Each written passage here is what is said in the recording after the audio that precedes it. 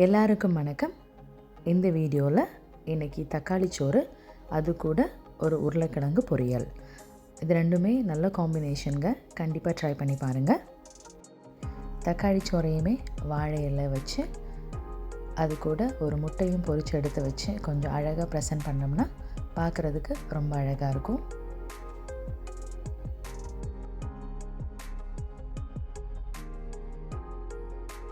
எங்கள் தோட்டத்திலே பறித்த உருளைக்கிழங்கு, அதை வச்சு தான் நான் இன்றைக்கி பொரியல் பண்ண போகிறேன். ஆர்கானிக்காக நல்ல ஃப்ரெஷ்ஷான உருளைக்கிழங்கு.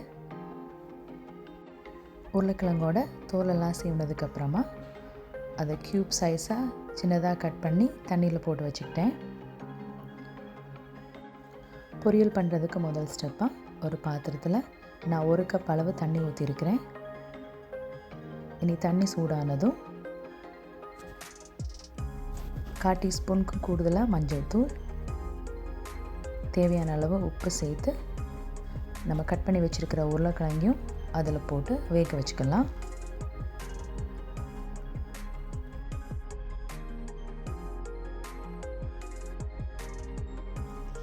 உருளைக்கிழங்கு வேகிற டைமில் நம்ம தக்காளி சோறு ரெடி பண்ணி எடுத்துக்கலாம்.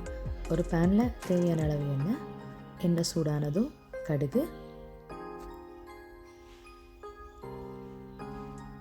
கடலைப்பருப்பு, அதுக்கப்புறமா கொஞ்சமாக வத்தல் மிளகு, நான் 2 தக்காளி பழம் சின்னதாக கட் பண்ணி வச்சுருக்கேங்க. ஸோ அதை ஆட் பண்ணிக்கிறேன். இது கூட கொஞ்சமாக கருவேப்பிலை,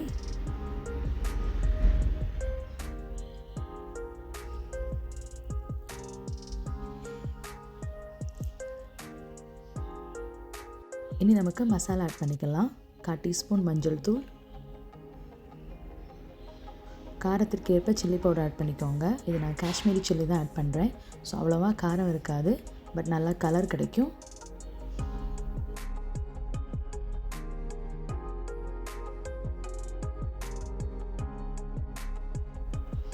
தேவையான அளவு உப்பு சேர்த்து நல்லா மிக்ஸ் பண்ணி நம்ம மூடி வச்சு இதை வேக வைப்போம். வேக வைக்கும்போது ஃப்ளேமை சிம்மில் வச்சு வைங்க.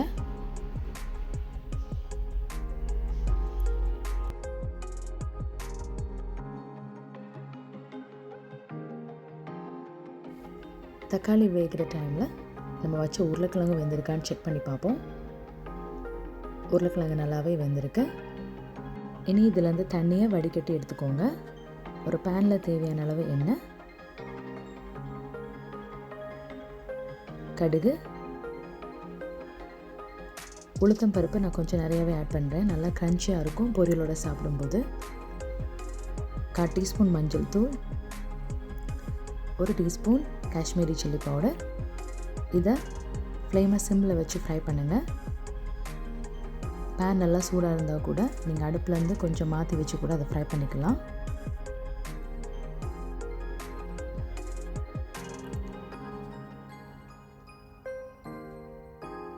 மசாலா நல்லா ஃப்ரை ஆனதும் நம்ம வேக வச்ச உருளைக்கிழங்கு தண்ணி எதுவும் இல்லாமல் இதில் ஆட் பண்ணி மிக்ஸ் பண்ணும்போது நீங்கள் ஸ்லோவாக மிக்ஸ் பண்ணணும், இல்லாட்டி உருளைக்கிழங்கு உடஞ்சிரும். இது கூட கொஞ்சம் கரி லீவ்ஸும் நீங்கள் ஆட் பண்ணிக்கோங்க.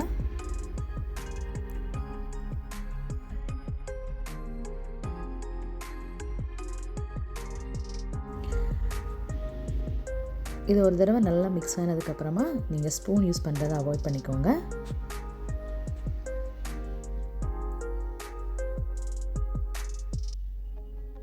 அவ்வளோதாங்க, நம்முடைய பொரியல் இங்கே ரெடி. இனி வேக வச்ச தக்காளி பழம் நல்ல மசாலாவோடு சேர்ந்து நல்லா குக் ஆகி அது நல்லா ஸ்மாஷ் ஆகிருக்கு. இது கூட குக் பண்ண ரைஸ் நான் ஆட் பண்ணிக்கிறேன். இதுவும் நீங்கள் ஸ்லோவாக மசாலா எல்லா ரைஸ்லேயும் பண்ணுற மாதிரி மிக்ஸ் பண்ணி எடுத்துக்கோங்க. நான் உப்பு ஆட் பண்ணல, ஏற்கனவே தக்காளிக்கும் உப்பு ஆட் பண்ணியிருக்கேன்.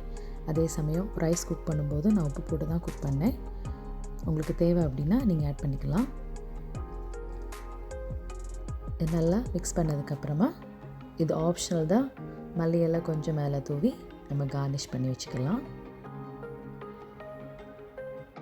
லஞ்சுக்கு சிம்பிள் அதே சமயம் டேஸ்டியான தக்காளி சோறு உருளைக்கிழங்கு பொரியல். இது நல்ல காம்போங்க, கண்டிப்பாக ட்ரை பண்ணி பாருங்கள். இந்த வீடியோ உங்களுக்கு பிடிச்சிருந்தா மறக்காமல் என்னோடய சேனலை சப்ஸ்கிரைப் பண்ணுங்கள். அதே சமயம் உங்கள் ஃப்ரெண்ட்ஸ் அண்ட் ஃபேமிலிக்குமே ஷேர் பண்ணுங்கள். தேங்க்யூ ஃபார் வாட்சிங் and God bless you all.